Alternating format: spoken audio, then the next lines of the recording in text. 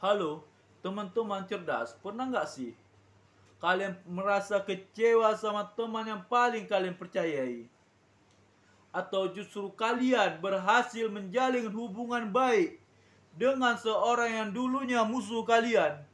Nah, hari ini kita akan membahas hukum yang kedua dari buku 48 Hukum Kekuasaan karya Robert Greene, yaitu Never Put Too Much Trust in a Friend, Learn How to Ask Enemy. Mari kita kumpas tuntas apa makna cara menerapkan tokoh-tokoh yang memanfaatkan hukum ini hingga resikonya. Dan jangan lupa kita akan berpikir kritis bersama apakah hukum ini bisa diterapkan di etika stage akhirnya. Karena ini bakal seru banget. Penjelasan hukum yang kedua ini. Hukum ini mengajarkan bahwa teman sering kali cenderung mengecewakan, sementara musuh jika diperdayakan dengan tepat bisa menjadi sekutu yang lebih loyal. Robert Greene berpendapat bahwa hubungan dengan teman sering kali didasarkan pada emosi, sedangkan hubungan dengan musuh lebih strategis dan dapat saling menguntungkan.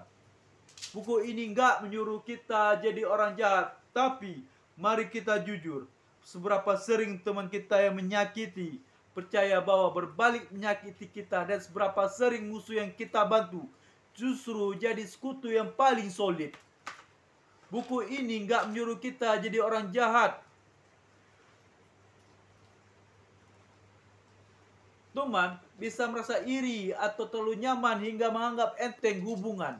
Musuh memiliki motivasi untuk membuktikan loyalitas jika diberi kesempatan. Jangan sepenuhnya membuka rahasia atau kelemahan Anda kepada teman Anda dan temukan kesamaan tujuan dengan musuh dan gunakan itu untuk menjalin hubungan yang saling menguntungkan. Mungkin ini terdengar manipulatif, tapi faktanya hubungan teman pun bisa berubah jadi racun jika tidak dijaga. Dengan musuh ada ruang yang kita bangun sesuatu dari awal dengan syarat yang jelas. Batasi kepercayaan kepada teman. Jangan biarkan hubungan personal membutakan Anda dari kemungkinan pengkhianatan. Cari tahu apa yang bisa Anda tawarkan kepada musuh untuk menciptakan situasi saling menguntungkan. Hindari membiarkan emosi menguasai hubungan, baik dengan teman maupun musuh. Misalnya, kalau kalian punya rekan kerja yang dulunya rival kalian, coba ajak mereka kolaborasi untuk proyek penting, tapi jangan lupa tetap jaga kendali agar hubungan tetap sehat. Abraham Lincoln menunjuk Edwin Stanton, seorang politikus kritis beratnya sebagai menteri perang. Stanton akhirnya menjadi salah satu pendukung terkuat Lincoln. Kaisar sering memberi ampun kepada musuh-musuhnya yang menyerah dan bahkan memberi mereka jabatan penting untuk membangun loyalitas. Lihatlah Lincoln. Dia tahu bahwa Stanton punya bakat yang luar biasa. Alih-alih merasa tersaingi, dia memanfaatkan bakat Stanton demi kepentingan bersama. Kalian pernah nggak menghadapi suatu situasi seperti ini? Bagaimana rasanya? Musuh yang Anda rekrut bisa memanfaatkan kepercayaan Anda untuk membalas dendam di kemudian hari. Jika teman menyadari bahwa Anda tidak sepenuhnya mempercayai mereka, hubungan itu tiba-tiba rusak. Dampak negatif dari hukum ini dapat menciptakan penuh kecurigaan di mana hubungan menjadi dangkal dan hanya bisa berbasis keuntungan.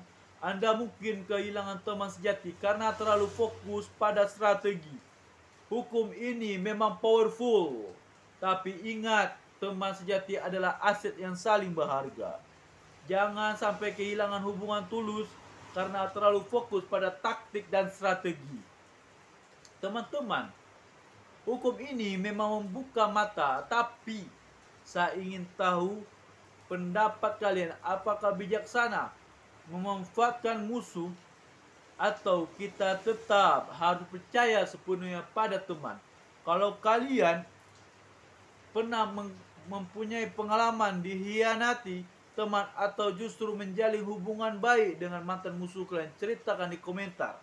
Yuk kita diskusi bersama.